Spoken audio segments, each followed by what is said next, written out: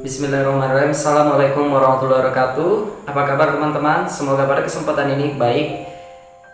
Baik, pada kesempatan ini saya ingin storytelling, yaitu bercerita kepada teman-teman semua yang bertema dengan si kaya dan si miskin. Teman-teman silahkan diperhatikan dan simak ceritanya. Semoga dalam cerita ini menginspirasi nantinya dan ada pokok intisari yang dapat dipetik dari cerita ini. Nah, teman-teman sekalian, pada suatu hari ada dua seorang yang berbeda, bertukar balik, berbeda dalam hidupnya, yaitu yang A si kaya, yang B si miskin. Sangat jauh perbedaan antara keduanya, bertukar balik baik dari segi keadaan ekonomi maupun sifat dan wataknya. Si kaya yang mana memiliki harta benda yang sangat banyak, namun ia kikir, pelit, dan ia sangat sombong. Sedangkan si miskin memiliki harta yang sangat sederhana, namun dia memiliki jiwa yang besar. Nah, pada suatu hari, yang mana si kaya sedang melewati suatu kampung dengan memiliki harta yang banyak. Nah, pada kampung itu, yang mana orang-orang sedang kesusahan dan banyak ingin meminta bantu kepada si kaya. Namun apa yang dikatakan oleh si kaya ini, enak saja kalian minta bantu dengan saya. Lebih baik kalian kerja daripada malas-malasan bisa ngemis-ngemis doang.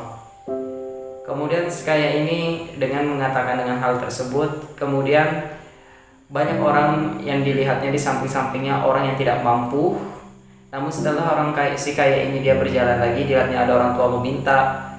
Namun apa yang respon dari si kaya ini justru malah menendang orang yang meminta-minta tersebut. Yang menendang, pergi kamu sana, enak saja kerjaan kamu hanya minta-minta, makanya kerja di sana biar menjadi kaya.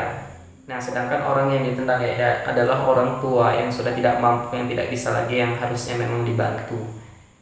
Nah, pada keesokan harinya datanglah si orang miskin ini berjalan pada kampung tersebut, dan kejadian hal yang sama, orang-orang kampung tersebut meminta bantuan kepada si miskin, tolong saya, tolong saya. Dengan santun si miskin ini berkata, mohon maaf, untuk membantu dari segi ekonomi saya pun tidak sanggup untuk membantunya, tapi dari segi tenaga saya masih sanggup, insya Allah saya bisa membantu. Nah, kemudian si miskin ini ia membantu dengan tenaga, seperti membantu ibu-ibu di sana untuk berjualan, kemudian membersihkan halaman rumahnya dan lain-lainnya. Nah, pada suatu hari kemudian si kaya ini berjalan lagi di suatu kampung, namun kampung yang berbeda. Kemudian dia berjalan. Kemudian di sana si kaya ini dia menemukan ada seorang nenek-nenek, yang mana nenek-nenek ini dia sudah tidak kuat lagi dan dia sudah tua. Nenek ini hanya meminta bantuan si kaya untuk mengantarkannya sampai ke rumahnya. Namun dengan respon yang tidak baik si kaya ini, belum nenek ini meminta maaf, sudah, siapa kamu, pergi dari saya, sudah menjawab seperti itu. Nah, kemudian si nenek ini dijelek-jelekannya segala macam dan segala halnya.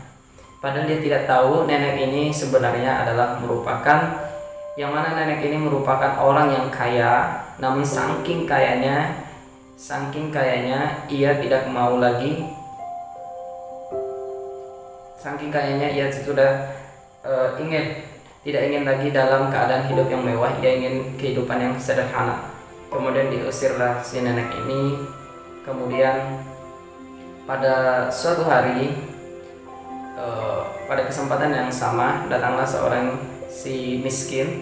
Kemudian si miskin ini dia bertemu dengan nenek tua tersebut, dan si miskin ini membantu nenek tua tersebut. Setelah itu, kemudian setelah membantu, diantarkan nenek tua itu sampai ke rumahnya. Ternyata orang tua ini mengatakan, nah, sesungguhnya saya ini merupakan orang yang punya, orang yang kaya.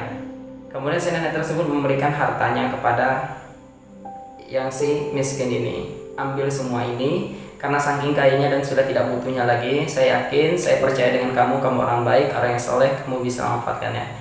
Akhirnya diberikan kepada yang orang miskin ini, dan si miskin ini dia berpikir dengan luas bahwasanya harta tersebut tidak hanya untuk dirinya, namun ia kelola menjadi suatu usaha.